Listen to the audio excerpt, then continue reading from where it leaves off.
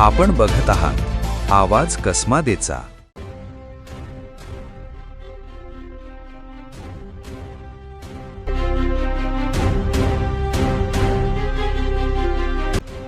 सटाणा शहरातील नामपूर रोड परिसरात ज्येष्ठ नागरिकाला भुरळ घालून त्यांच्या हातातील सुमारे 6 ग्रॅम वजनाची सोन्याची अंगठी चोरी केल्याची धक्कादायक घटना घडली आहे। या प्रकारामुळे शहरात नागरिकांमध्ये भीतीचं वातावरण निर्माण झालंय।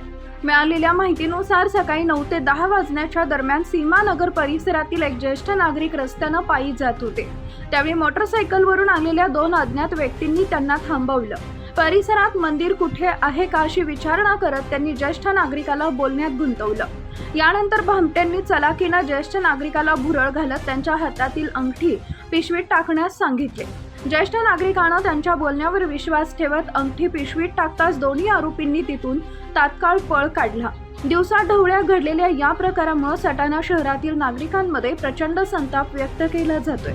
नामपूर रोड सारख्या वर्दळीच्या भागात अशा घटना घडत असल्याने नागरिकांकडून चिंता व्यक्त होतीये। दरम्यान या घटनेनंतर परिसरातील सीसीटीव्ही फुटेज तपासलं जातंय।